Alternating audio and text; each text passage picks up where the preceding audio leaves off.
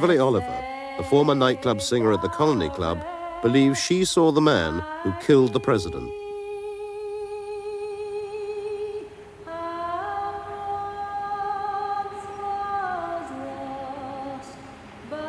She was in Dealey Plaza on the morning of the assassination. She carried with her a brand new movie camera to film the president as he passed by. For many years she remained unidentified, and because of her distinctive headscarf, was known simply as the Babushka Lady. I had President Kennedy right in my zoom lens. You know, I could see Connally anytime. He's a Texan, right? Appreciate him, love him, he's great, but I wanted to see the president. In the carnival atmosphere surrounding the motorcade, there was no indication of the danger lurking seconds away in Dealey Plaza. When I first heard a noise, I was not aware that that was a shot being fired. And maybe perhaps that's why I continued to film, because I thought it was a backfire or a firecracker. I mean, I wasn't used to being around guns. I did not realize that those were shots until I saw in the frame of my camera President Kennedy's head come off, the back of his head. Then I realized that that was a shot. I don't know how many I heard. I know where I thought the shots came from. Was the picket fence area, in that around that large tree somewhere on the other side of those steps, but in the picket fence area. There was a figure there and there was smoke there. I will always believe that the man that shot President Kennedy was standing somewhere in the picket fence area, and no one will ever convince me any differently. Next to Beverly, as she filmed, was eyewitness Charles Brem with his young son. He was swiftly besieged by newsmen. Tell us exactly what you saw, sir. Yeah. He was coming down the street, and my 5-year-old boy and myself were by ourselves on the grass there on Palmer Street, and I asked Joe to wave to him, and Joe waved, and I waved, and the man... That's all right, sir. You go ahead, Charlie. It was frightening. They took me and my 5-year-old boy because we were surrounded by the 2 busloads of people there. They had asked me, how do you know it was rifle shots? Were you ever in the Army? Were you ever? I said, yes, I was not only in the Army, I was in combat, and I pulled up my sleeve and showed them my arm and said that I've had bullet holes in me. So this started the crowd around me. Well, some of the police thought that I was possibly the guilty party, and they took me right to the front door of the school book depository where a police car was parked, and put me and little Joe in the police car. Well, an awful lot of the people who were passing by there thought that I had did it, and I was pounding on the car and calling me names that you don't repeat in good company. And there were an awful lot of... You didn't know the cops from the robbers. After the assassination, Beverly was contacted at work by FBI agents who took her undeveloped film and promised to return it within 10 days. She has not seen it since. From the position that I was filming, I had the best shot of the assassination, and probably the only one that had a real good shot of the grassy knoll. And probably would be a lot of unanswered questions answered if my film could be found. Fortunately, a few feet to Beverly's left, Mary Ann Moorman in the dark coat took her picture a split second after the president had been fatally struck in the head. Although frequently examined by the FBI, her historic snapshot was too widely publicized to disappear. We know that the president's car was in the center. Its dramatic secret, however, has only recently been uncovered. After 5 years of intensive study of the Moorman picture by 2 researchers in Texas, Jack White and Gary Mack, there is at last convincing evidence of a gunman up on the grassy knoll. Here is the guy that we call Badge Man, and it appears to me that from our study of it, his waist is right at the top of the wooden fence. Gary Mack was the first to isolate the image, now known as Badge Man. What I was looking at, to a lot of people, might have just been like looking at an ink blot or something. And all of a sudden, I started to see eyes and ears and forehead and hair. And little by little, the pieces of this image started to make sense to me. And that's when I first called Jack. And with his photographic work doing the blow-ups, we could see more and more and more detail. And at one point, we realized that this fellow was probably wearing a police uniform or some type of uniform that was close enough to what the Dallas police were wearing. was so that he could pass as a police officer. And really, to me, that was the one scary moment, because that was such a brilliant plan. A police officer in that location, away from where people were watching, if anyone did see him, they wouldn't think anything about it, because there were police in that area, although nowhere near where we see this guy. So this guy was an imposter. And I got chills then, because that was the realization that this was a very cleverly, well thought out plan. You have to keep in mind that the Mary Moorman picture is about this size, and the area that we're dealing with is about a 1/4 inch square. So the area that Badgeman appears in is very tiny, and that's why the attempts to enhance it photographically have been very difficult over the years. This small area was the scene of an extraordinary encounter. Behind the picket fence, there is a car park, and in 1963, Gordon Arnold was a 22-year-old serviceman, just out of training camp and en route to a posting in Alaska. This is his first film interview. On that particular morning, what happened was I came downtown and I thought there was going to be a parade. So what I did was I parked my vehicle back here in this parking lot, and I intentionally walked to this particular corner because I wanted to take pictures of the parade off of the railroad bridge. Well, this is about as far as I got, because what happened is when I got my leg to about this position, a man came around the corner off the bridge, had a suit on, and he turned around and he told me that I wasn't going to be there. And I guess I was younger and more spunky at that time, because I told him, you and who else is going to keep me off the bridge? And he pulled out an identification card and he said, I'm with the CIA. And I said, well, that's enough muscle. I'll leave. So I turned around and I brought my leg back over like this. I walked down the fence line here about halfway. And I was looking over the fence to see if I could get a good shot of the parade. And he come back up and he told me, he says, I told you to get out of this area. And I said, okay. So I walked the complete length of the fence, got around on the other side. That's when I started to line up my frame so that I could take the picture of the parade. I had been panning shots through here so that I could get whatever was going to come down the street. And I saw that it was the President of the United States. And as I was panning down this direction, just as I got to about this position, a shot come right past my left ear. And that meant it would have had to come from this direction. And that's when I fell down. And to me, it seemed like a second shot was at least fired over my head. There's a bunch of report going on in this particular area at that time. And what happened was that while I was laying on the ground, it seemed like a gentleman came from this particular direction. And I thought it was a police officer because he had a uniform of a police officer. But he didn't wear a hat, and he had dirty hands. But it didn't really matter much at that time, because with him crying like he was, and with him shaking when he had the weapon in his hand, I think I'd have gave him almost anything except the camera, because that was my mother's. And literally what the man did was kick me and asked me if I was taking a picture. I told him that I was. And when I looked at the weapon, it was about that big around, and I decided I'd let him go ahead and have the film. I gave it to him. And then he went back off in this direction. I went off in this direction. And 3 days later, I was in Alaska. And I didn't come back to the United States for about 18 months. We spent a lot of time studying the picture and looking at little details. And I guess in the back of our minds was a story that had come out 4 years earlier by a man named Gordon Arnold, who claimed to be a witness to the assassination and claimed to have been standing up by the fence. And there was a light blob of something very close to where Badgeman was, and we weren't sure what it was, but gradually as details started coming out with Jack's photo work, we realized that this image was probably Gordon Arnold.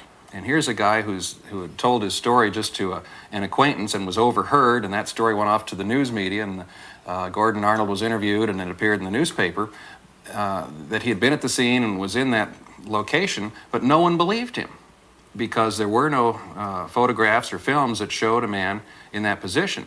But all of a sudden, the Moorman picture confirmed his story. And again, the interesting part is that Gordon Arnold's story came out 4 years before we noticed the appearance of this figure in the Mormon photograph. We later learned that Arnold was wearing this Army cap that had a slight point at the top and a medallion on the right-hand side that said U.S. Army, and it's exactly what we see in the photograph. We also know that Gordon Arnold was filming this scene with a movie camera, and that's exactly what the photograph shows, because we see the right arm of the person in this position with his hand up toward his face and what appears to be obstructing his face, something perhaps like a movie camera. All right, you want to check that measurement once again? Yeah, this is about... Gary and Jack's work has been verified and duplicated by independent experts in Great Britain. Measurements taken in Dealey Plaza and from Mary Ann's original camera confirm that it was possible for the Badgeman figure to have fired the fatal headshot. And excellent view of the street from here. See the center lane, which is where the president was. You can see that whole lane for almost the entire period. It's a great position to be in. But the photograph had yet more to reveal.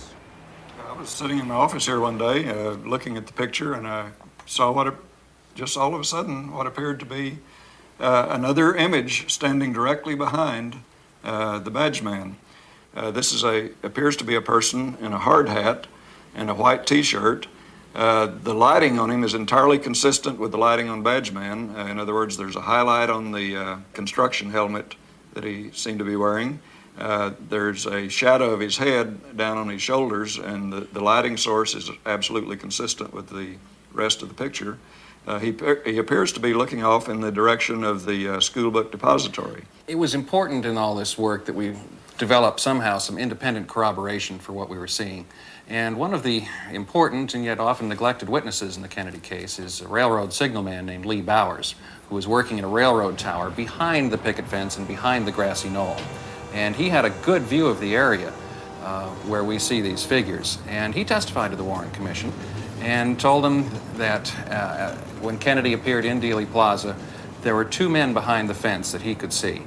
And these two men were in this one position the whole time before, during, and after the shooting.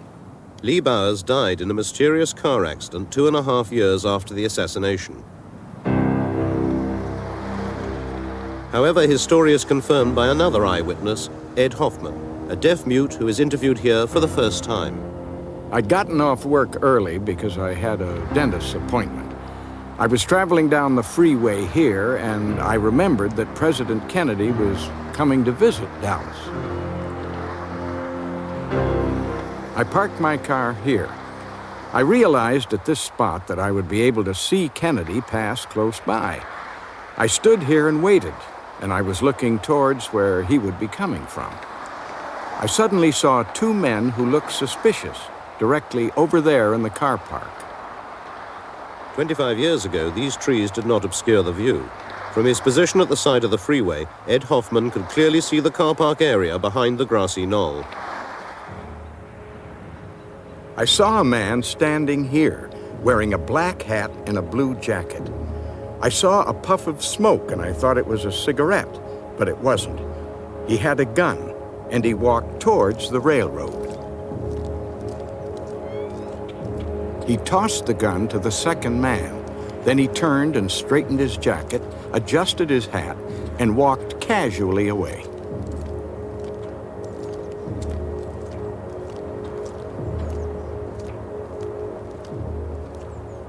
The man with the striped shirt, the railroad shirt, walked over to the electrical box with the gun. He took the gun apart. He put it in a toolbox.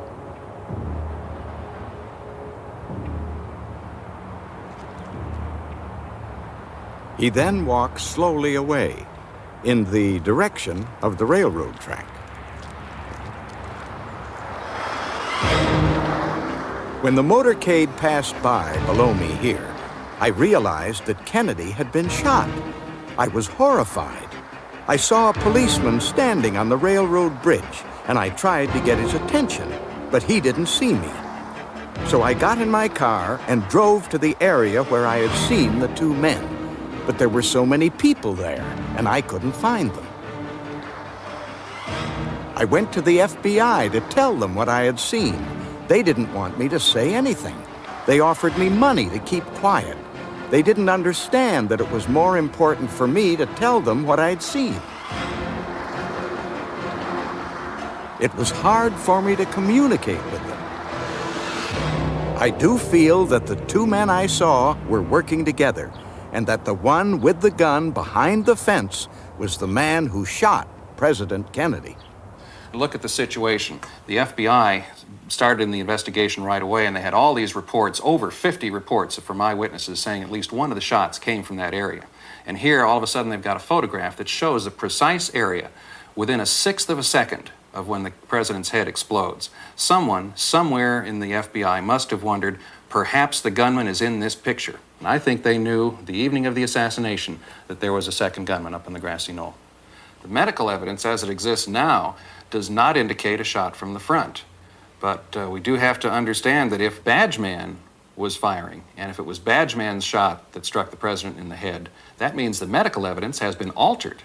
And there you've got conspiracy existing within the United States government. Despite the government, Gordon Arnold is certain of what he saw. The training that I had just finished, they were shooting live ammunition over us. And when a bullet goes past your ear and your eardrum feels like it's coming out the other side of your head, it's close. That's why I thought I was shot. There's no doubt in my mind that I was there, and it did occur. Further verification of Gordon's presence on the knoll comes from a surprising source, Senator Yarborough. During that shooting, my eye was attracted to the right. I saw a movement, and I saw a man just jump about 10 feet like at the old-time flying tackle in football and land against the wall. I thought to myself, there's an infantryman who's either been shot at in combat or he's been trained thoroughly. The minute you hear firing, get under cover. This colorized version of the Badgeman picture was shown to Gordon Arnold for the first time. He has always believed there was no proof of his presence on the knoll that day. Looks like a soldier in summer uniform with an overseas cap on. It looks like it would have been my uniform. It looks like there's a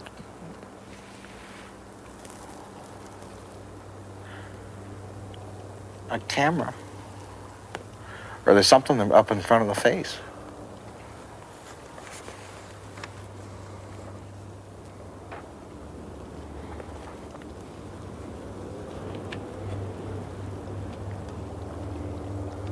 It looks like a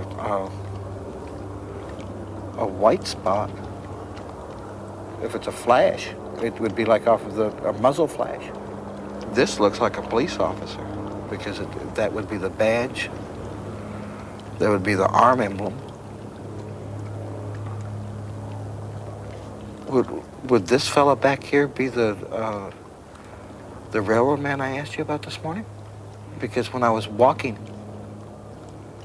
to the site, and I had never told anybody that I had, when we were out there filming, it reminded me that there was a railroad worker just standing out there by the railroad tracks.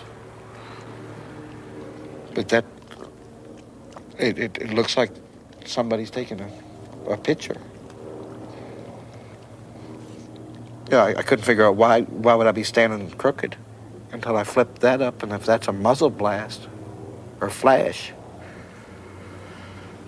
then whoever's standing there would have been a fool to stand up straight. He'd been trying to get away from harm's way is what it boils down to. And that could very well be me.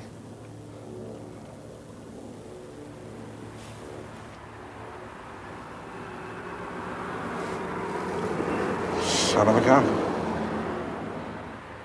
That would be the closest thing that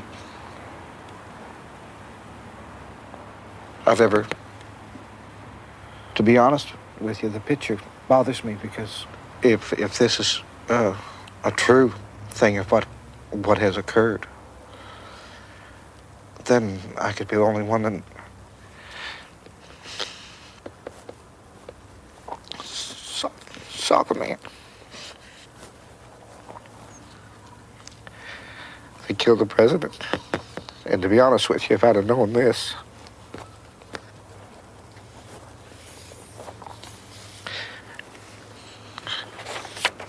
I wouldn't have given the interview.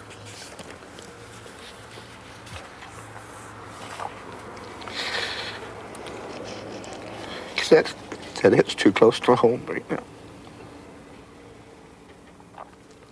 If the figure is real, then that means the witnesses were correct and the researchers who have spoken of conspiracy for 25 years now were also correct. It means the Warren Commission was wrong. There was a conspiracy. The question then is, who was involved in the conspiracy? And alongside with that is, was Lee Harvey Oswald involved in the conspiracy? One of the good things the Warren Commission did was literally itemize the last few days of Lee Harvey Oswald's life.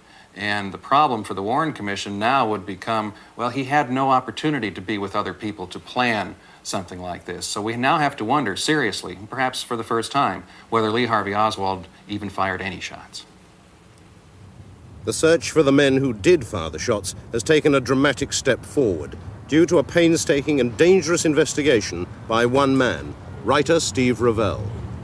My goal throughout the last 4 years has been to identify the people who actually murdered the President of the United States, build a case against them, and bring them into custody so that they can be questioned. Because it seems to me that the only way we are going to learn the true nature of this conspiracy and identify the people who were ultimately responsible is through them.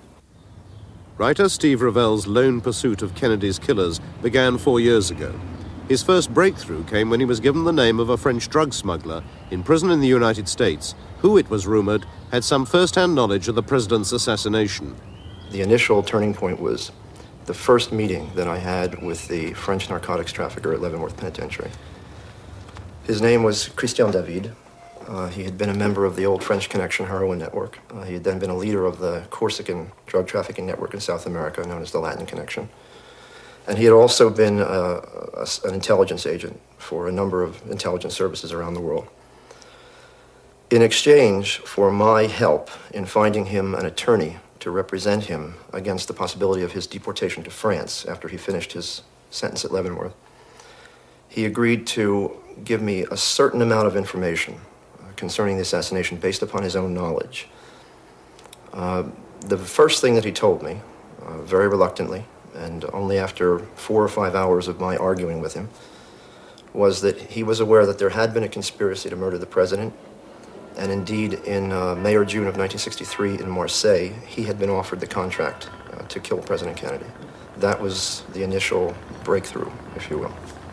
He was eventually deported to France. I remained in contact with him. I went to Paris to interview him in 2 prisons in Paris. And in the fear that he would be either committed to an asylum or that he would be convicted of an old murder charge, he gradually gave me additional information about the assassination. His position was that there were 3 killers and that they had been hired on a contract which had been placed with the leader of the Corsican Mafia of Marseille, a man named Antoine Guérigny. Guérigny, he said, was asked to supply 3 assassins, high-quality, experienced killers, to murder the president, and that Guérigny did so. In the course of one of the first significant conversations I had with David on this subject, he told me that he had been in Marseille in May or June of 1963, and that every evening he went to Antoine Guérigny's club on the old port of Marseille to meet people who owed him money. One evening, Guérigny sent for him, asked him to come to his office, which was above the club. And Guérigny told him that he had an important contract, and he asked David if he were interested. David said, who's the contract on? And Guérigny said, an American politician. David asked, well, is it a congressman, a senator? And Guérigny said, higher than that. La plus haute légume, he said, the highest vegetable. At that point, of course, David knew who he was talking about.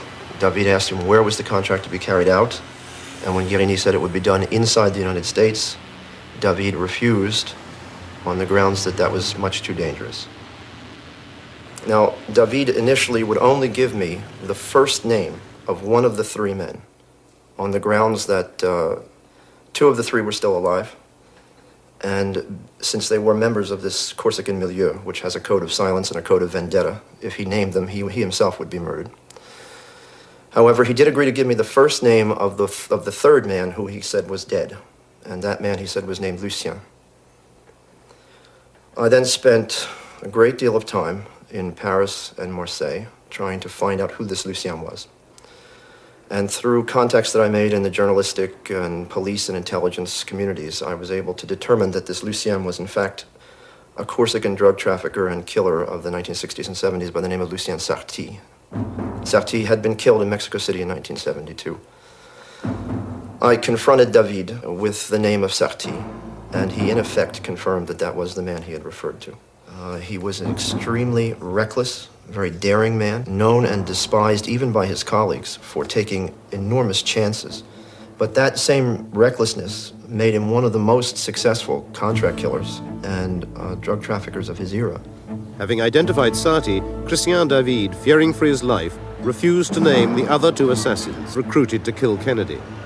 Nonetheless, in successive interviews, he slowly began to reveal how the contract, placed here in Marseille, had been carried out. In the fall of 1963, the three killers were flown from Marseille to Mexico City, where they spent some 3 or 4 weeks at the house of a contact in Mexico City. He said that they were then driven from Mexico City to the U.S. border at Brownsville, Texas. They crossed the border using Italian passports. He said that they were picked up on the American side of the border at Brownsville by a representative of the Chicago Mafia, with whom they conversed in Italian. They were then driven to Dallas and put up in a safe house which had been prepared for them so as not to leave any hotel records. He said that they spent several days taking photographs of Dealey Plaza. And in the evenings at the safe house, they studied the photographs and they arranged what he called a crossfire with 3 guns. On the question of the actual murder, he was reasonably specific that 2 of the assassins were in buildings behind the president's limousine. He did not know which buildings. However, he did specify that one was high and one was low. In fact, he said presque sur l'horizontale, almost on the horizontal. And he went on to add, you can't understand the wounds unless you understand that one of the men was almost on the horizontal. Now, in a separate conversation with David, I asked him, based upon what I knew about Sarti's penchant for changing his appearance, whether Sarti had ever said anything to him about having worn a disguise. And David said, "What do you mean by a disguise?" I asked him, did Sarti ever indicate that he wore clothing other than he normally would have worn? And David thought about it for a moment and said, he wore a uniform. I asked him what kind of uniform, and he refused to answer. But he did add that on jobs like this, they were always in disguise. He said if, for example, there were a military post nearby, they would dress in military uniforms. He said that there were 4 shots. The first shot was fired from the rear, struck the president in the back. The second shot was also fired from the rear, and as David said, hit the other man in the car. The third shot was fired by Sarti from the front, struck the president in the head. And the 4th shot was fired from the rear and missed the automobile entirely. So his scenario, as he claims to have learned it from the gunman, was 3 guns, 4 shots, 3 hits, 1 miss. He also added at one point that 2 of the shots were fired almost simultaneously. He said that in the moment of panic, which always follows an incident of this kind, they were able to get away from Dealey Plaza and go back to the safe house. Now, he made the specific point that the worst thing that you can do at a moment like that is to try to escape. And so they stayed in their safe house for some 10 days until things quieted down sufficiently, and then they were flown by a private plane from Dallas to Montreal. He said that the people who met them in Montreal were established contacts who were used to moving people in and out of the country, and that from Montreal they returned to Marseille. Now, having told me all of this, I presented to him the obvious problem, which was his personal lack of credibility. And I asked him, was there anybody in the world who could substantiate this story? And it was at that point, after thinking about it for a minute, that he advised me to go and look for a man named Michel. Michel Nicolai could have been anywhere in the world. A former narcotics trafficker turned government informant, he had become a United States federally protected witness and had officially disappeared. I searched for him in Europe, North America, Central America, and South America. I traveled many thousands of miles, spoke to hundreds and hundreds of people. I was given a lot of false leads. I took out coded ads in newspapers all over the world addressed to him using language that he would understand. And finally, in June of 1986, I, almost by accident, found the one person in the U.S. government who knew where he was, who was a very high official of the Drug Enforcement Administration. I was able to persuade this man to put me in touch with him without telling him why I wanted to talk to Michel, and he agreed to do so. My DEA contact at one point said to me that in the 30 years that he had been in the business, Michel was the best witness he'd ever had. He had never given the government false or misleading information, and if he said something was true, as my friend said, you could go to the bank on it. Another DEA official whom I spoke to in Marseille, who has known Michel as a witness, said he's always been, in his words, a dynamite witness.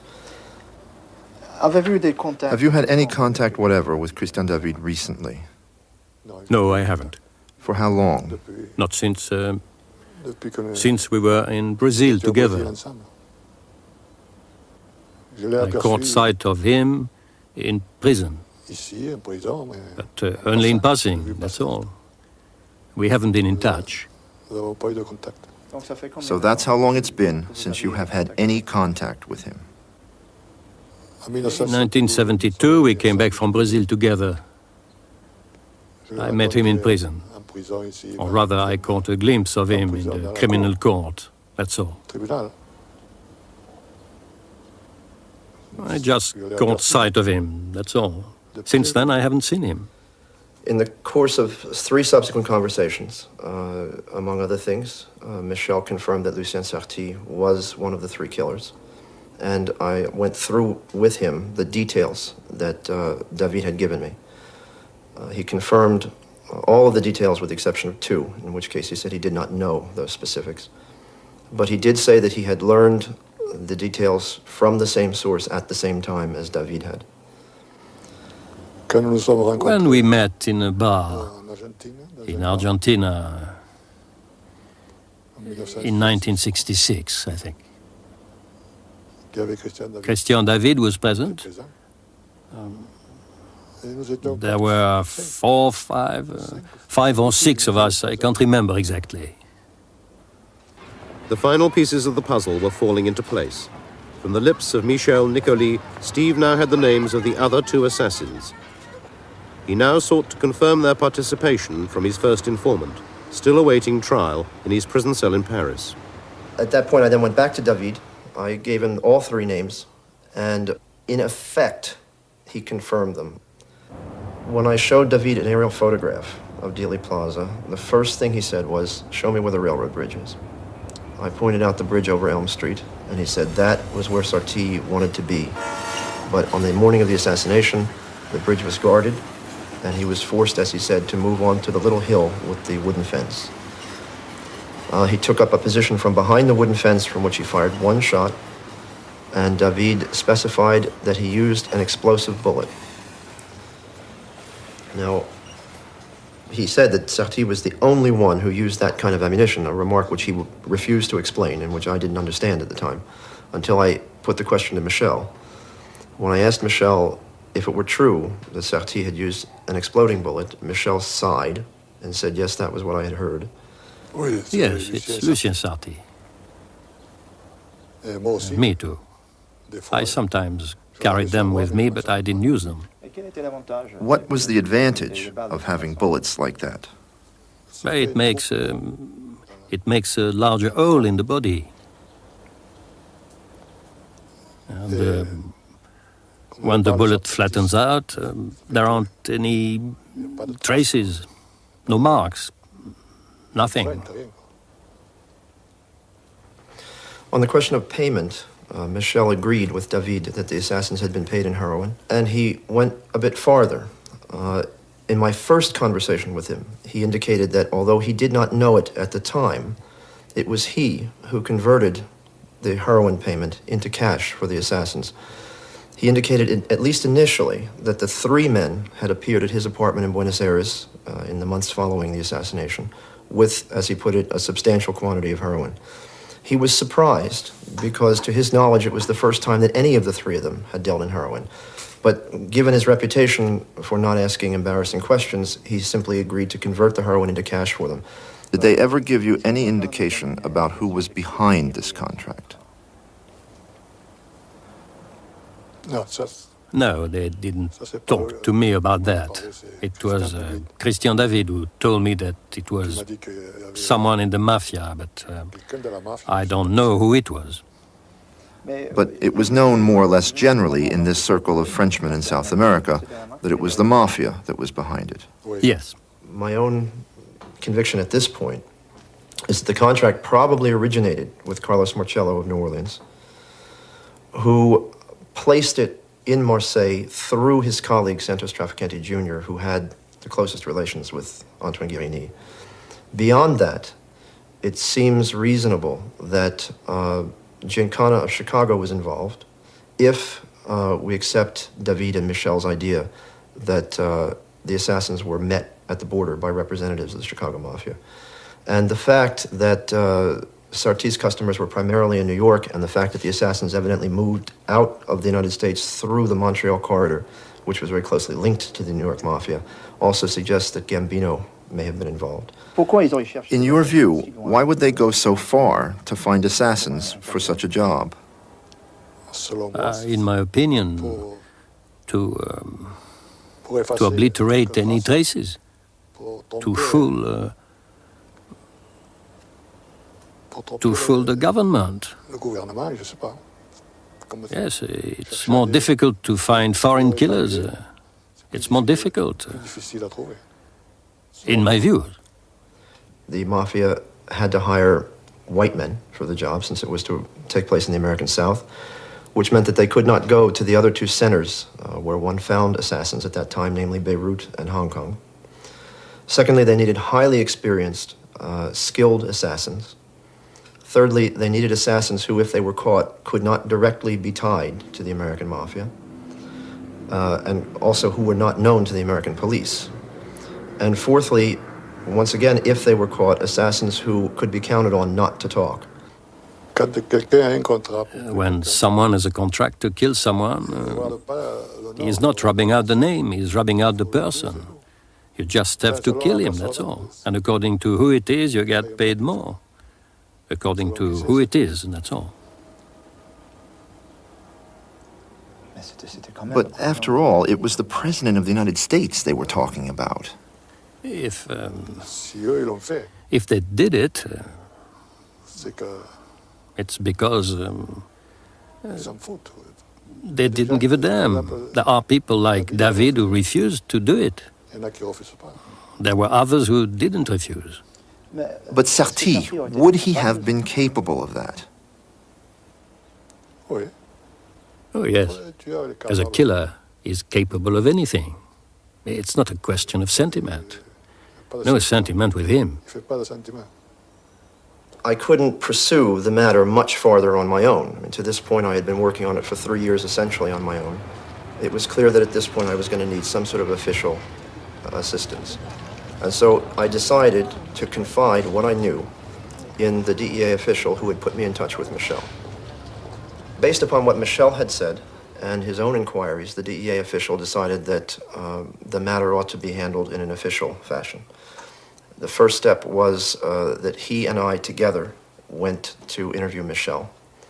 And to my enormous relief, Michel repeated essentially the same story he had told me in front of the DEA official.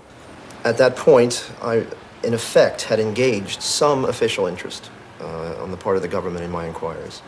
The DEA official then felt that it was necessary to make the FBI aware of what it was we had learned, since the case was not in DEA's jurisdiction, but was still in the FBI's jurisdiction. The essence of what I learned was turned over to the FBI by the DEA in 1987. An official of the FBI then interviewed Michel Nicolí and indicated that he was persuaded by Nicolí's statement. I assumed at that point that given the testimony by credible witnesses, the government would then move toward the indictment and the arrest of the people who had been named. So far as I can tell, since then, nothing has happened. Subsequent to that, I was able to learn from Christian David and other sources that the man who was in charge of the logistics and the organization of this plot was another Marseille gangster, a very important figure, was based here in Marseille for many years, named Paul Mondoloni, who was for many years the liaison between the Guérinis at their headquarters here on the Old Port and the U.S. Mafia, specifically Santos Traficante. They established that liaison in Havana when Mondoloni ran the Corsican casinos there, and it was sustained later when the Corsicans were thrown out by Castro and they were forced to move to Montreal and establish a heroin smuggling outpost there. Mondoloni would have been the ideal person to have organized and carried out this plot. The feeling on the part of the officials, both at DEA and FBI, however, was that before we could go to a grand jury, we would need two witnesses. We had potentially Michel Nicolí. They felt we would also have to have Christian David. However, Christian David has steadfastly refused to testify on this case until he is freed from jail. He obviously fears for his life. Now, all this is very frustrating. I mean, it's a very intolerable state of affairs because the men who murdered the President of the United States have been named by witnesses who even the government considers are credible. We have people we can put our hands on, people we can arrest, and nothing is being done about it. And yet until they're arrested and interrogated and the truth comes from their own lips, if they are in fact guilty, we may never know the resolution of this mystery. We may never have the truth about this matter. And that's a situation that I personally find intolerable. Christian David is still in Paris on the old murder charge, the shooting of a French policeman in 1966. He vehemently protests his innocence. His defense lawyer, Henri Jérémy, has great faith in the credibility of his client and his extensive inside knowledge of the criminal underworld. David is not anybody. He's a serious man. And American authorities knows that David is a serious man.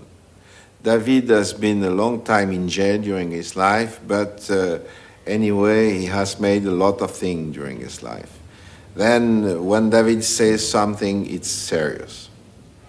But David has always been extremely reluctant to impart any details of what he knows about the killing of Kennedy, even to his own lawyer. He said, yes, I know certain things. Could you tell me those things? I asked him. He told me, no, I'll talk when I'll be free. Yes, but he told me, I can, if you want, write to you what I know. I said, all right.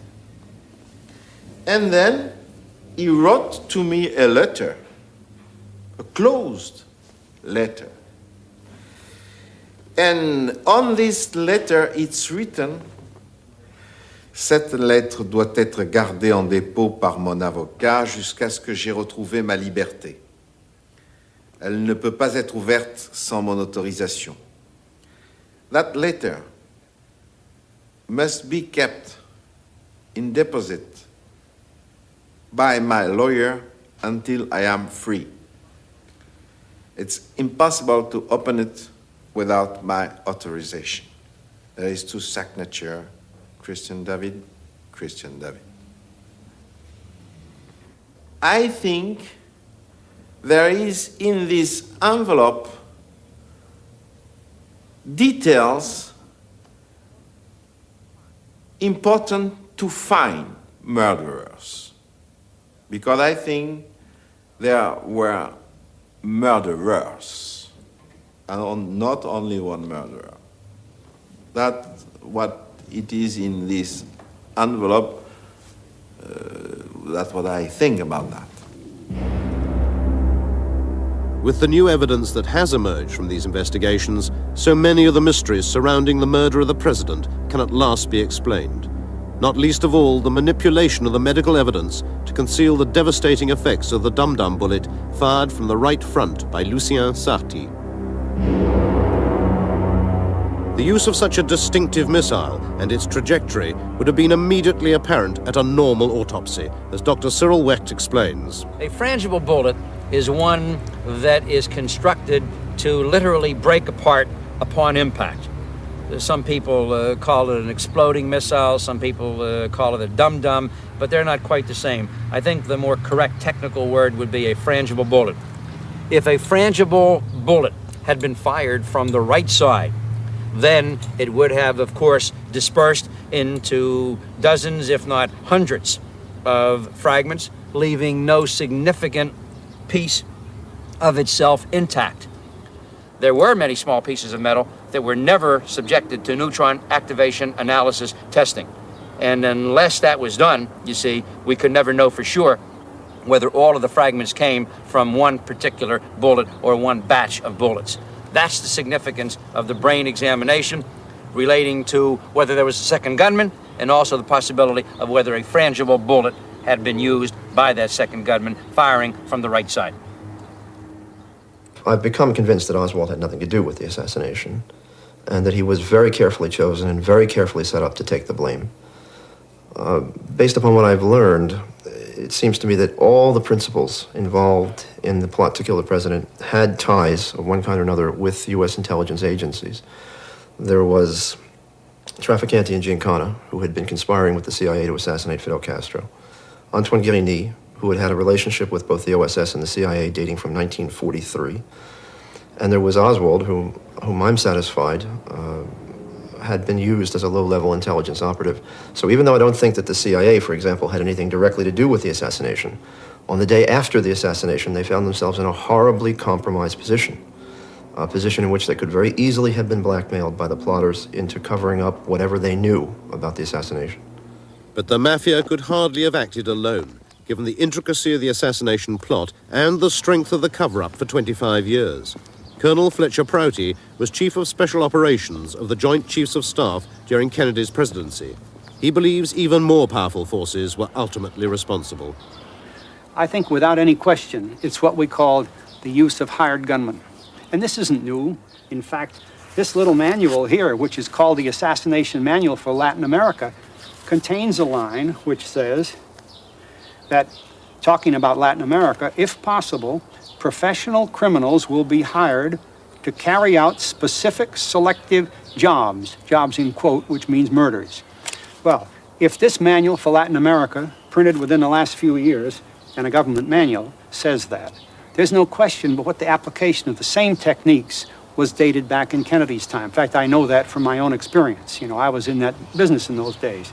So, with that knowledge, you begin to realize that hired criminals, the way this book says, can be hired by anybody in power with sufficient money to pay them, but more importantly, with sufficient power to operate the cover-up ever after. Because you see, there's one thing to kill somebody. It's another thing to cover up the fact that you did it or that you hired somebody to do it, and that's more difficult. So they use the device of the Warren Commission report to cover up their hired killers. Now, who would hire the killers, and who has the power to put the Warren Commission report out over the top of the whole story? You see, you're dealing with a very high echelon of power. It doesn't necessarily reside in any government. It doesn't necessarily reside in any single corporate institution, but it seems to reside in a blend of the two. Otherwise, how could you have gotten people like the Chief Justice of the Supreme Court to participate in the cover-up, the police in Dallas to participate in the cover-up, etc., and the media? You know, all the media, not just one or two newspapers, but none of them will print the story that other than Oswald killed the president with 3 bullets, something that's absolutely untrue. I think it's extremely important for the American people to know that there can be the overthrow of a government, that there can be a coup d'etat in America, that in fact did happen through the assassination of President Kennedy. In order to prevent that kind of thing from happening again, in order to expose the forces that were responsible for that kind of murder and the kind of cover-up that has ensued in the following 25 years, it's necessary to expose it. Otherwise, we can have the same thing repeated again. Therefore, in the same fashion that we have exposed problems and scandals involved with Watergate, problems in Vietnam, problems in Central America, problems in the overthrow of governments elsewhere like Allende in Chile, and on and on and on, so must we expose that same kind of political assassination in our country. As painful as it may be, as disruptive as it might be in a transitory nature, as embarrassing as it might be to certain individuals and organizations in the United States government, that has to be uncovered. If they were able to do it to John F. Kennedy then, they could do it to some other president in the future.